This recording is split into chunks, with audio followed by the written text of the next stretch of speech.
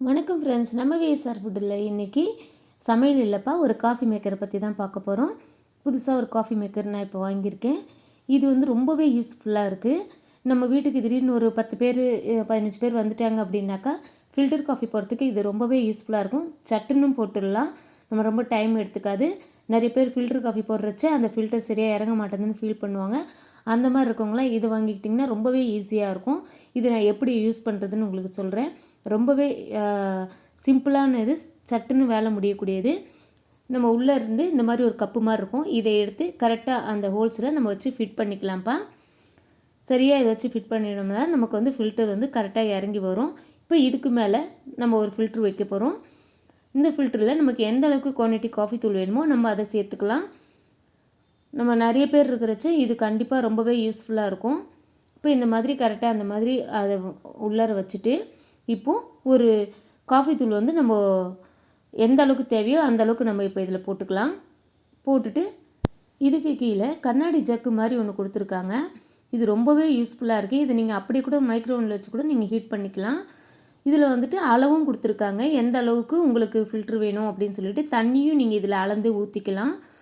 அதனால் இது ரொம்பவே யூஸ்ஃபுல்லாக இருக்குது. அந்த கண்ணாடி பாத்திரமும் கீழே போட்டாலும் உடையில, அது ஆக்சுவலாக கண்ணாடியில் ஒரு மாதிரி திக்கான பிளாஸ்டிக்கு, அதனால் ரொம்ப நல்லா இருக்குது.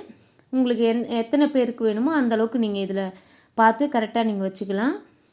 இப்போ நம்ம இதில் காஃபி தூள் போட்டுக்கலாம்ப்பா.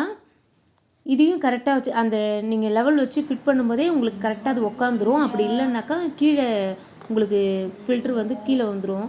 அதனால் அதை கரெக்டாக பார்த்து வச்சுட்டிங்கன்னா இது ரொம்ப ஈஸியாக வந்துடும் உங்களுக்கு. இப்போ நான் இதில் காஃபி தூள் சேர்த்துக்கிறேன். காஃபி தூள் சேர்த்துட்டு சுடு தண்ணி ஊற்றணும் இல்லைப்பா, நார்மலான பச்சை தண்ணியே நம்ம இது சைடில் ஊற்றினா போதும். உங்களுக்கு நிறைய தான் போடணுமா அப்படின்னா அப்படி இல்லைப்பா, உங்களுக்கு எந்த அளவுக்கு உங்களுக்கு குவாலிட்டி, நீங்கள் 4 பேர் இருந்தீங்கனாலும் அதுக்கேற்ற மாதிரி காஃபி தூள் போட்டுக்கலாம். இல்லை ஒரு 20 பேர் 25 பேர் இருக்காங்கன்னா அதுக்கேற்ற மாதிரியும் நீங்கள் காஃபி தூள் போட்டுக்கலாம். அந்த சைடில் தண்ணி ஊற்றிருக்கேன் பாருங்கள். தண்ணி ஊற்றிட்டு இப்போ இதை வச்சு லைட்டாக அப்படி சாய்ச்சி உள்ளே ஃபிட் பண்ணிங்கன்னா ஃபிட் ஆகிடும். இது அவ்வளவுதான். இப்போ க்ளோஸ் பண்ணிவிட்டு இதுலேயே டைமிங் இருக்குது, எத்தனை ஹவர்ஸ் இருக்குது அப்படின்னு காமிக்கவும். அதை நீங்கள் வச்சுட்டிங்கன்னா ஆன் பண்ணி டைமிங் செட் பண்ணிட்டீங்கன்னா போதும். இது ஆட்டோமேட்டிக்காக உங்களுக்கு ஃபில்டர் ஆகி ஃபில்டர் காஃபி தூள் உங்களுக்கு வந்துடும். இது ஆட்டோமேட்டிக்காக ஆஃபும் ஆகிடும். இப்போ இது வந்து லைட் எரியுது பாருங்கள். இந்த லைட்டு வந்துட்டு ரெட்டுலேருந்து க்ரீன் வந்துச்சுன்னா ஓகே, காஃபி தூள் நமக்கு ஃபில்டர் ரெடி ஆகிடுச்சுன்னு அர்த்தம். நம்ம இப்போ இதை ஈஸியாக எடுத்துக்கலாம். நீங்கள் நடுவில் எடுத்திங்கனாலும் உங்களுக்கு வந்து ஃபில்டர் வந்து கீழெல்லாம் கொட்டாது, ஸ்டாப் ஆகிடும். அந்த ஜக்கு நீங்கள் திரும்பி வைக்கிறச்ச தான் வரும் உங்களுக்கு. இப்போ நம்ம காஃபி ரெடி பண்ணிக்கலாம். பால் வந்து எப்போதுமே காஃபிக்கு ரொம்ப காய்ச்சக்கூடாதுப்பா, லேசாக பொங்கி வந்தால் போதும்.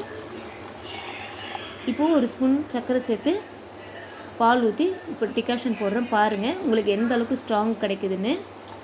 நல்லாவே ஸ்ட்ராங்காக இருக்கும். நீங்கள் ஃபில்டரில் போடுறத விட இது ரொம்பவே அருமையாக இருக்கும். ரொம்பவே சட்டுன்னு முடிஞ்சிடும். ரொம்ப நேரம் வெயிட் பண்ண வேண்டிய அவசியம் கிடையாது. நீங்கள் ஃபில்டரில் கொஞ்சம் நேரம் வெயிட் பண்ணணும். இது அப்படி கிடையாது, போட்ட உடனே நமக்கு வந்துடும் பாருங்கள். அது தண்ணி தானாகவே ஹீட் ஆகி இதில் ஃபில்ட்ரு வந்து நம்மளுக்கு ஃபில்டர் காஃபி ரெடி ஆகிடும். இது நீங்கள் பிளாக் காஃபியாகவும் எடுத்துக்கலாம், ரொம்பவே நல்லாயிருக்கும்.